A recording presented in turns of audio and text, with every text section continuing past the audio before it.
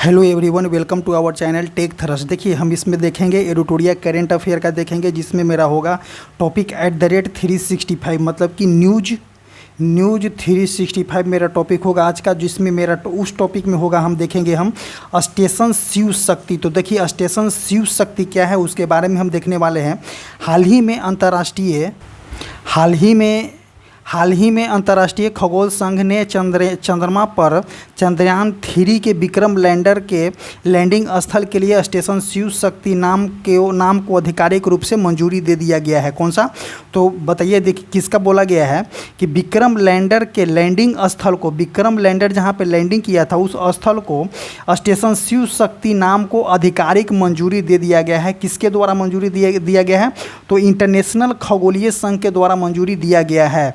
आगे बात करते हैं हम शिव शक्ति बिंदु के बारे में पूरा थोड़ा सा पॉइंट देखेंगे हम कि यह निर्देशांक जो होगा आपका 69.373 डिग्री साउथ और 32.319 डिग्री ईस्ट पर चंद्र क्रेटर मैंजिन्स सी और सिप्लेसियस एन के बीच स्थित है। स्टेशन शिव शक्ति नाम भारतीय पौराणिक कथा में प्रकृति के द्वैत को दर्शाता है, जो पुरुष शिव और स्त्री पुरुष दोनों पहलुओं का प्रतिनिधित्व करता है। आगे बात करते हैं हम कि 26 अगस्त 2023 को भारतीय प्रधानमंत्री ने घोषणा की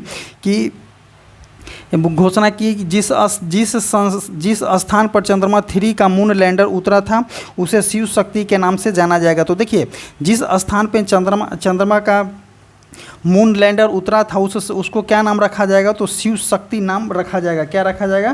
तो उसका नाम रखा जाएगा शिव शक्ति नाम रखा जाएगा। और इसको इंटरनेशनल खगोल संस्था संघ जो है इन्होंने मान्यता दे दिया है। आगे बात करते हैं, प्रधानमंत्री ने हिमालय से कन्याकुमारी तक भारत को जोड़ने में इस नामों के महत्व का जोर दिया है। प्रधानमंत्री ने पहले चंद्रमा 2 दुर्घटना स्थल का नाम तिरंगा पॉइंट रखा था, जबकि राष्ट्रपति APJ अब्दुल कलाम ने चंद्रमा 1 के लैंडिंग स्थल के लिए जवाहर पॉइंट का नाम सुझाव दिया था। तो देखिए क्या क्या है इसमें, 3 पॉइंट हो जाएगा आपका कि चंद्रमा 1 की अगर इसमें देखिए 3 पॉइंट को सुझाव दिया गया कि चंद्रमा 1 की अगर बात करते हैं तो इसको इन्होंने कौन थे? तो वहाँ उस टाइम थे APJ अब्दुल कलाम थे, उन्होंने जवाहर पॉइंट, कौन सा? तो जवाहर पॉइंट का नाम सुझाव दिया था। वही चंद्रमा 2 के बारे में बात करते हैं, जो जहाँ पे दुर्घटना स्थल हुआ था, जो वहाँ जहाँ पे चंद्र लैंड नहीं कर पाया था, जिस पॉइंट पे लैंड कराना था उस पॉइंट पे लैंड नहीं करके किसी अलग पॉइंट पे लैंड किया था, तो उसका नाम रखा गया है तिरंगा पॉइंट। वही चंद्रयान 3 का नाम रखा गया है शिव शक्ति रखा गया है। आप तीनों के तीनों आप याद कर सकते हैं। आगे बात करते हैं गगन मिशन क्या है? गगनयान मिशन क्या है? हाल ही में प्रधानमंत्री ने भारत के क्रू अंतरिक्ष मिशन गगनयान के लिए 4 अंतरिक्ष यात्रियों के नाम की घोषणा किया है। तो वो देखिए वे 4 यात्री कौन कौन से हैं गगनयान के लिए? तो देखते हैं वे 4 यात्री कौन कौन से हैं। प्रशांत बालाकृष्ण नायर हो जाएंगे, उसके बाद हो जाएंगे अंगद प्रताप हो जाएंगे, उसके बाद हो जाएगा आपका अजीत कृष्णन है, उसके बाद हो जाएगा आपका अजीत कृष्णन के बाद हो जाएगा आपका शुभांशु शुक्ला हो जाएगा। कौन सा? तो शुभांशु शुक्ला। देखिए कौन कौन से हो जाएंगे? प्रशांत बालाकृष्ण नैयर, अंगद प्रसाद, अजीत कृष्णन और शुभांशु शुक्ला हो जाएंगे, जो कि गगन मिशन के लिए नामित किए गए हैं। ये सभी जो है वायुसेना में विंग कमांडर या ग्रुप कैप्टन के पद पे हैं। आगे बात करते हैं गगन मिशन के बारे में थोड़ा सा। गगन मिशन में मानव युक्त और मानव रहित तो दोनों शामिल होंगे। देखिए गगनयान मिशन जो है जिसमें मानव युक्त भी शामिल होंगे और मानव रहित दोनों यान उसमें शामिल किया गया है। गगनयान कार्यक्रम में अल्पा अवधि में निम्न पृथ्वी कक्षा LEO में मानव अंतरिक्ष उड़ान के प्रदर्शन की परिकल्पना की गई है, और यह लंबे समय में एक निरंतर भारतीय मानव अंतरिक्ष अन्वेषण कार्यक्रम की नींव रखेगा। आगे देखते हैं गगनयान कार्यक्रम की कुल लागत लगभग 923 करोड़ रुपये है। कितना है? तो 923 करोड़। गगनयान के कुल लागत कितना है? 923 करोड़, मतलब कि 9023 करोड़ इसका कुल लागत है गगनयान मिशन का। भारत मानव रहित गगनयान 1 मिशन अंतरिक्ष मिशन के लिए प्रौद्योगिकी की तैयारी की जांच करने के लिए एक परीक्षण उड़ान 2024 के अंत तक शुरू करने वाली है। कब तक? तो 2024 के अंत तक शुरू करने वाली है। कौन सा? तो गगनयान 1 होगा। और गगनयान 1 कौन सा होगा? तो मानव रहित होगा। मानव रहित, जिसमें मानव नहीं होगा वैसा वाला होगा। उसके बाद मानव युक्त वाला भी होगा, जिसके लिए चार व्यक्तियों का नामित किया गया है। वो सभी जो है वो सभी वहाँ पे जाएंगे। आगे बात करता है क्या? आगे बात करता है कि गगनयान के सभी मिशन के लिए इसरो ने LV-M3 रॉकेट का उपयोग करेगा। कौन सा? तो LV-M3 रॉकेट का उपयोग करेगा।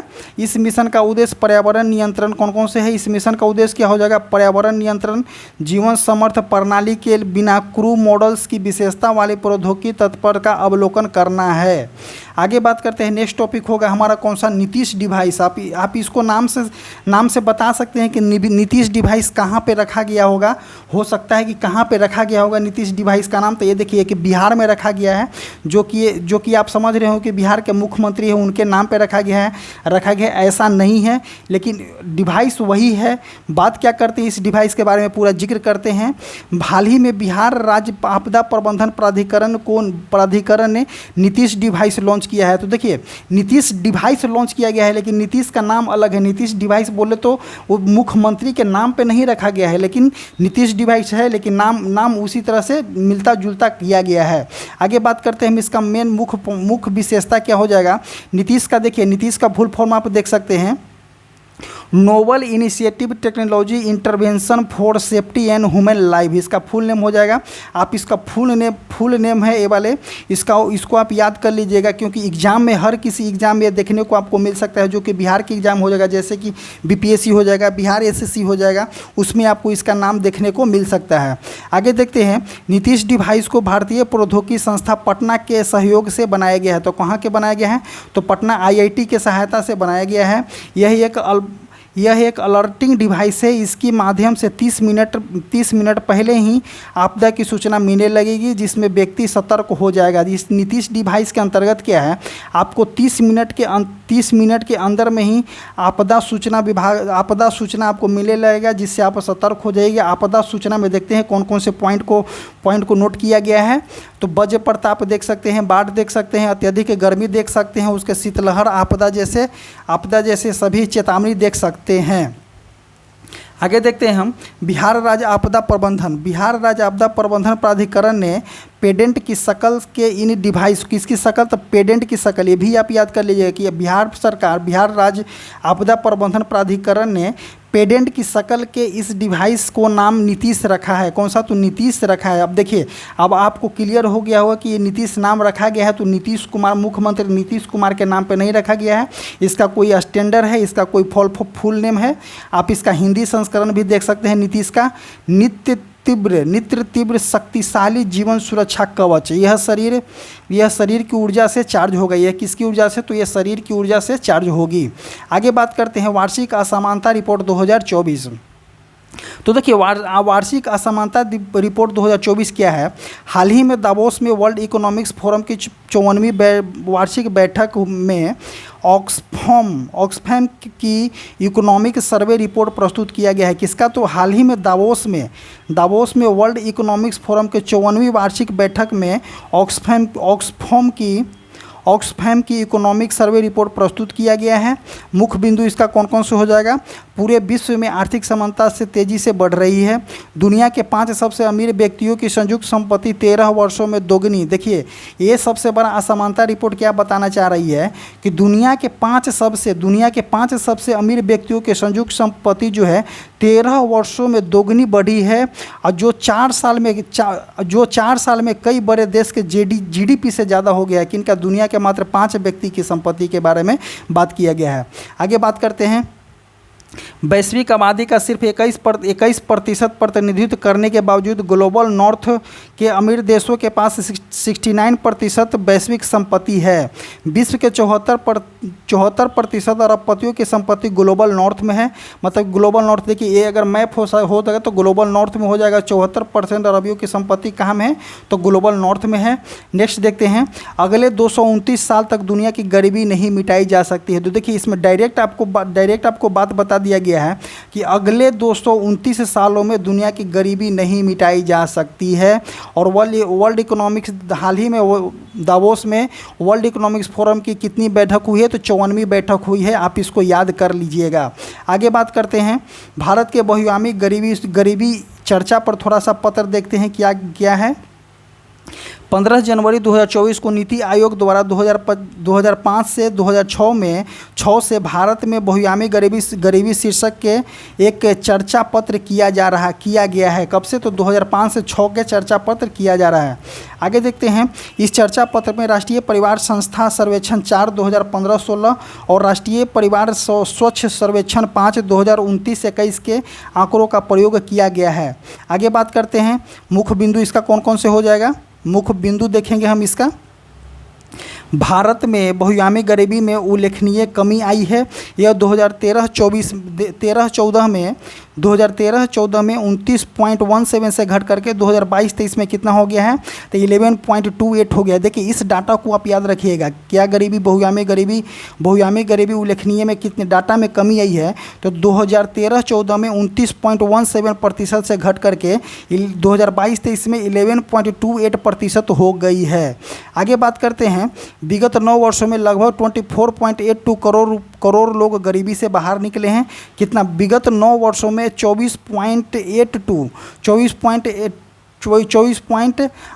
करोड़ लोग जो हैं गरीबी से बाहर निकले हैं। ये भी आप लाइन याद कीजिएगा। आगे बात करते हैं हम कि राज्य स्तर पर सबसे कमी कहाँ में देखा गया है, तो उत्तर प्रदेश में दर्ज किया गया है, जहाँ पे 5.94 करोड़ लोग गरीबी रेखा से बाहर निकले हैं। वही बिहार में 3.77 हो गया है। मध्य प्रदेश में 2.30 करोड़ हो गया है। गरीबी से बाहर निकलने में दूसरे और तीसरे स्थान पे हैं। तो पहले स्थान पे गरीबी से बाहर निकलने में कौन हो जाएगा, आपका यूपी हो जाएगा। दूसरे स्थान पर आपका कौन सा हो जाएगा, बिहार हो जाएगा। और तीसरे स्थान पर अगर बात करते हैं हम तो एमपी हो जाएगा। आगे बात करते हैं, इस अवधि के दौरान राष्ट्रीय एमपीआई के 12 संकेतकों में उल्लेख सुधार हुआ है। जो एमपीआई राष्ट्रीय एमपीआई के सभी 12 संकेतकों में उल्लेखनीय का सुधार देखने को मिला है। आगे बात करते हैं, राष्ट्रीय बहुआयामी गरीबी सूचकांक एमपीआई देखेंगे। आगे देखते हैं, एमपीआई के लिए नोडल एजेंसी नीति आयोग ने राष्ट्रीय एमपीआई का दूसरा संस्करण जारी जुलाई 2023 में किया था। यह रिपोर्ट राष्ट्रीय पारिवारिक स्वास्थ्य सर्वेक्षण 2019-21 के आधार पर तैयार किया गया है। कब का, तो 2019-21 के आधार पर इसको तैयार किया गया है। आगे देखते हैं, आयाम देखते हैं, स्वास्थ्य हो जाएगा, शिक्षा हो जाएगा, जीवन स्तर हो जाएगा। गरीबी की कुल संख्या अनुपात में भारी गिरावट हुई है। 2015-16 में कितना था, तो 24.85% से लेकर के 2019-21 में 14.96% हो गया है। वही रिपोर्ट की मुख्य बातें 2015-16 और 2019-21 के बीच 13.5 करोड़ लोग बहुआयामी गरीबी से बाहर निकले हैं। वही ग्रामीण क्षेत्र में गरीबी में देखेंगे हम 32.59% से लेकर के 19.28% की गिरावट हुई है। वही शहरी क्षेत्र में देखेंगे हम कि गरीबी में 8.65 से लेकर के 5.27 में गिरावट देखने को मिला है। आगे बात करते हैं हम कि वर्ष 2015-16 से 2019-21 के बीच गरीबी में तीव्रता से 47% से घट करके कितना हो गया है, तो 44% हो गया है। 47% से घट करके कितना हो गया है, 44% हो गया है। वही एमपीआई सुधार में मूल्य में सुधार 2015-16 में 0.177 से 2019-20 में 0.066 हो गई है। सभी 12 संकेतकों के उल्लेखनीय कमी देखी गई है। राज्य का प्रदर्शन देखेंगे, बहुआयामी गरीबी वाले जनसंख्या का उच्चतम हिस्सा किसमें है, बिहार में सबसे ज़्यादा है। उसके बाद झारखंड में आप देख सकते हैं गरीबी, उसके बाद उत्तर प्रदेश में है, मेघालय में है और मध्य प्रदेश में है। तो देखिए सबसे ज़्यादा गरीबी कहाँ में है, उच्चतम हिस्सा में, तो बिहार में सबसे ज़्यादा गरीबी है। उसके बाद झारखंड में है, उसके बाद आपका उत्तर प्रदेश हो जाएगा, उत्तर प्रदेश के बाद मध्य प्रदेश हो जाएगा, मेघालय हो जाएगा, उसके बाद हो जाएगा आपका मध्य प्रदेश हो जाएगा। नेक्स्ट देखते हैं, बहुआयामी गरीबों के अनुपात में सबसे तेज कमी कहाँ में देखने को मिला है? सबसे तेज़ी से कमी बिहार में देखने को मिला है। उत्तर प्रदेश में है, फर्स्ट नंबर पे बिहार हो जाएगा, मध्य प्रदेश थर्ड नंबर पे हो जाएगा, उड़ीसा हो जाएगा, उसके बाद आपका हो जाएगा राजस्थान। नोट क्या बोल रहा है? केरल की हिस्सेदारी सबसे कम थी, जो केरल की हिस्सेदारी है इसमें सबसे कम है। बिहार में पूर्ण अवधि में एमपीआई मूल्य में सबसे तेज़ी से कमी देखी गई है। कहाँ में? तो बिहार में पूर्ण अवधि में एमपीआई मूल्य में सबसे तेज़ी से कमी देखने को मिली है। आगे बात करते हैं हम चुनावी बॉन्ड। देखिए, चुनावी बॉन्ड अपने टाइम का एक बहुत ही चर्चित हुआ था चुनाव के टाइम में। वही देखते हैं चुनावी बॉन्ड आखिर है क्या। चुनावी बॉन्ड के बारे में कुछ बात देखेंगे। यह राजनीतिक दलों को दान देने के लिए एक वित्तीय साधन है जो 2017-18 के बजट में पेश किया गया था और 18 में इसे लॉन्च कर दिया गया था। इसको देखिए, इसको कौन सा है? तो चुनावी बॉन्ड जो है 2017 से लेकर के 2018 के बजट में इसको पेश किया गया था और 2018 में इसको लॉन्च कर दिया गया था। आगे देखते हैं, एक है कौन? एडीआर है, एडीआर है और यूएनआई है। एडीआर एंड यूएनआई जो एक संस्था है, मामले में 5 न्यायाधीशों की संवैधानिक पीठ ने अनुच्छेद 91A में निहित मतदाताओं के सूचना के अधिकार का उल्लंघन करने के लिए चुनावी बॉन्ड योजना को पूरी तरह से रद्द कर दिया गया है। किनके द्वारा? तो सुप्रीम कोर्ट के द्वारा चुनावी बॉन्ड योजना को पूरी तरह से रद्द कर दिया गया है। और देखते हैं, हाल ही में सुप्रीम कोर्ट ने इस बात का प्रकाश डाला है कि यह समानता के सिद्धांत का उल्लंघन करता है। और सुप्रीम कोर्ट ने इस बात का प्रकाश डाला है कि समानता के अधिकार का जो है उल्लंघन करता है। आगे देखते हैं चुनावी बॉन्ड के बारे में। चुनावी बॉन्ड राजनीतिक दलों के गुमनाम दाम, मतलब कि राजनीतिक दल जितने थे उनके गुमनाम दान देने का एक रूप है, जिसे वित्त विधेयक 2017 में पेश किया गया था और 2018 में इस बॉन्ड को लॉन्च कर दिया गया था। आगे देखते हैं, इस योजना में किसी भी व्यक्ति को 1000 से लेकर के 1 करोड़ रुपये तक के मूल्य वर्ग तक के चुनावी बॉन्ड खरीदने की अनुमति थी। तो देखिए, 1000 से लेकर के आप 1 करोड़ तक के चुनावी बॉन्ड खरीदने की अनुमति थी सिर्फ एक टाइम में। आगे बात करते हैं, बॉन्ड केवल पंजीकृत राजनीतिक दल के निर्दिष्ट खाते में भुनाए जा सकते हैं। तो जितने भी राजनीतिक पार्टी जो थे और जो पंजीकृत राष्ट्रीय राजनीतिक पार्टी हैं उनके जो राजनीतिक दल हैं, राष्ट्रीय नहीं राजनीतिक दल हैं, उनके खाते में भुनाए जा सकते थे। आगे देखते हैं, भारतीय स्टेट बैंक के निर्दिष्ट शाखा में 1000, 10,000 और 1 लाख रुपये तक के गुणकों में किसी भी मूल्य के लिए जारी किया जाता था। तो देखिए, 1000 का था, उसके बाद आपका 1 लाख का था बॉन्ड, उसके बाद 1 लाख का बॉन्ड था, 1000, 10,000 और 1 लाख का बॉन्ड था। इसी गुणक में जो था बॉन्ड जारी, गुणकों के बॉन्ड में मूल्य जारी किया जाता था। आगे बात करते हैं हम कि इस प्रदाता का नाम नहीं लिखा जाता था। 15 दिन की अवधि में 15 दिन की समय अवधि थी। जनप्रतिनिधित्व अधिनियम 1951 की धारा 29A के तहत पंजीकृत राष्ट्रीय दलों को दान किया गया था। किसके तहत? जनप्रतिनिधि अधिनियम 1951 के धारा 29A के तहत पंजीकृत राजनीतिक दलों को दान किया गया था। आगे बात करते हैं, इस योजना के तहत बॉन्ड जारी कब किया जाता था? जनवरी में किया जाता था, अप्रैल में, जुलाई में और अक्टूबर के महीने में 10 दिन की अवधि के लिए और लोकसभा के चुनाव के दौरान अतिरिक्त 30 दिनों के लिए खरीदने के लिए उपलब्ध होता था। तो देखिए, कब तो कौन से मंथ में? जनवरी में खोला जाता था, अप्रैल में खोला जाता था, जुलाई में खोला जाता था और अक्टूबर के महीने में खोला जाता था, केवल 10 दिन के लिए। और जैसे ही लोकसभा का चुनाव होता था उस दौरान जो था 30 दिन के लिए आपका जो है इसको खरीदने के उपलब्ध रखा जाता था। आगे बात करते हैं, CMS COP 14 देखेंगे, कॉन्फ्रेंस ऑफ पार्टी 40 देखेंगे कि इसमें क्या है। 12 से लेकर के 17 फरवरी 2024 के बीच कहाँ में? समरकंद उज्बेकिस्तान में वन जीव की प्रवासी प्रजातियों के संरक्षण पर कन्वेंशन के पक्षकारों के सम्मेलन की 14वीं बैठक किया गया है। तो देखिए, ये आपको सबसे इम्पोर्टेंट होगा कि COP 14 कहाँ में हुआ है। तो आप देख सकते हैं कि समरकंद उज्बेकिस्तान में हुआ है। इसका स्लोगन क्या हो जाएगा? प्रकृति में कोई सीमा नहीं है, प्रकृति कोई सीमा नहीं जानती, इसका स्लोगन है। आगे देखते हैं, CMS के बारे में देखते हैं। प्रवासी प्रजातियों और उसके आवासों के संरक्षण के लिए सरकार वैज्ञानिक और विभिन्न हितधारकों पर त्रैवार्षिक आयोजन करता है। कौन सा? तो त्रैवार्षिक आयोजन करता है। आगे देखते हैं, नेक्स्ट लाइन इसमें क्या है यूनाइटेड नेशन इन्वायरमेंट प्रोग्राम के तहत एक अंतर सरकारी विधि है, संधि है, जिसे बॉन कन्वेंशन 1979। देखिए इसका याद कीजिएगा कि यहाँ पे आपको ये क्वेश्चन देखने को मिलेगा कि बॉन कन्वेंशन कब हुआ था, तो 1979 के रूप में जाना जाता है। यह नवंबर 1983 में लागू हुई थी। आगे देखते हैं, भारत ने 1983 में गैर कानूनी रूप से बाध्यकारी समझौता ज्ञापन पर हस्ताक्षर किए और कानूनी रूप से बाध्यकारी समझौता पर हस्ताक्षर नहीं किए हैं। देखिए क्या बोला है, भारत 1983 में जो गैर कानूनी रूप से बाध्यकारी समझौता पर हस्ताक्षर किए हैं, लेकिन कानूनी रूप से बाध्यकारी समझौता पर हस्ताक्षर नहीं किए हैं। इसके दो परिशिष्ट हो सकते हैं। परिशिष्ट 1 क्या हो जाएगा संकटग्रस्त प्रवासी प्रजातियां हो जाएगी। उसके बाद परिशिष्ट 2 हो जाएगा प्रवासी प्रजातियां जिसके लिए अंतर्राष्ट्रीय सहयोग की आवश्यकता हो जाएगी।